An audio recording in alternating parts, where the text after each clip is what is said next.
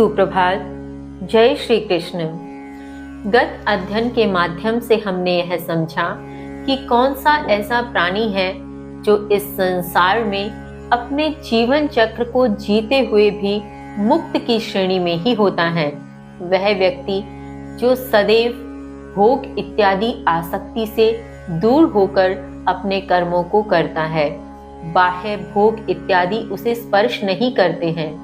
वह व्यक्ति जो अपनी भ्रिकुटी में अपने ध्यान को केंद्रित करता है, जो ध्यान मार्ग की ओर अग्रसर रहता है। वह व्यक्ति जो अपने नासिका के माध्यम से विचरण करने वाले श्वास को केंद्रित करता है, अपने श्वास के माध्यम से प्राण व अपान वायु को समान करता है, उसे देखने का प्रयत्न करता है, दृष्टा भाव से उसकी ओर अग्रसर होता है। वह व्यक्ति जो अपनी इंद्रियों, मन व बुद्धि को संयमित करता है, इन्हें वश में रखता है और इन्हें वश में रखता हुआ चेतन रूप से अपने कर्मों को इष्ट के प्रति अर्पित होते हुए करता है।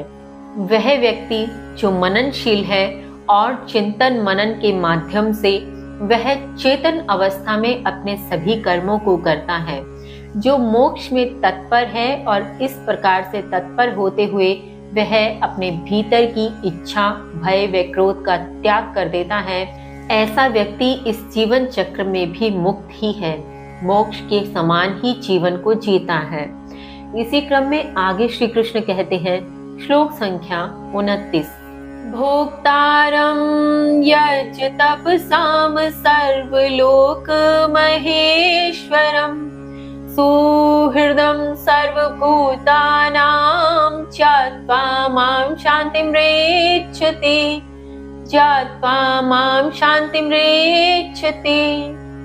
श्री कृष्ण कहते हैं, मुझे यज्ञों अर्थात तपों को भोगने वाला, समस्त लोकों के ईश्वरों का ईश्वर, समस्त प्राणियों का हितैषी जानकर परम शांति को प्राप्त होता है।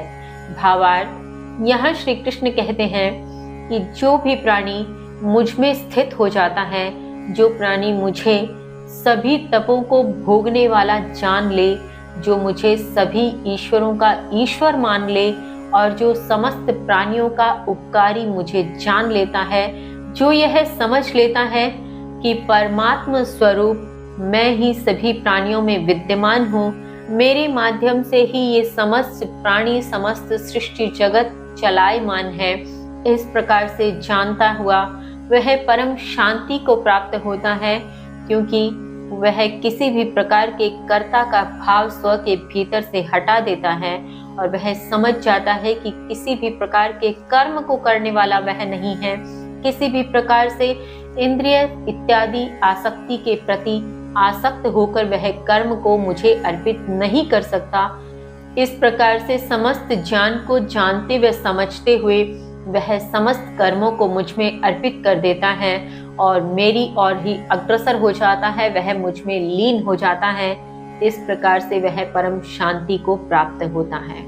आज के इस श्लोक के अध्ययन के साथ ही इस अध्याय की यहाँ समाप्ति होती है, जिसके माध्यम से हमने यह समझा कि हम स्वयं की इंद्रियों को वश में करते हुए, स्वयं को संयमित करते हुए उस ध्यान मार्ग से, कर्म के मार्ग से भी उस ईश्वर तक पहुंच सकते हैं, उस अविनाशी तत्व को समझ सकते हैं। तो हमें इस ओर अग्रसर होना होगा। हम इसी संसार में अपने जीवन चक्र के माध्यम में रहते हुए ही अपने कर्मों को करते हुए भी मोक्ष को प्राप्त कर सकते हैं, यदि हम इन सभी आसक्तियों का त्याग कर दें, किसी भी भोग के प्रति आसक्त ना हो, लालसा न रखें, महत्वाकांक्षी ना हो, हम सभी कर्मों को उस इष्ट में अर्पित कर दें, ध्यान मार्ग की ओर अग्रसर हो जाएं और हम अपनी इंद्रियों, मन व बुद्धि को संयमित कर लें, तो निश्चय ही हम इस जीवन चक्र को जीते हुए भी मोक्ष के आनंद को प्राप्त कर सकते हैं। पंचम अध्याय की यही समाप्ति होती है। कल से हम जानेंगे कि आगामी नए अध्याय में श्री कृष्ण ने क्या कहा। तब तक के लिए जय श्री कृष्ण।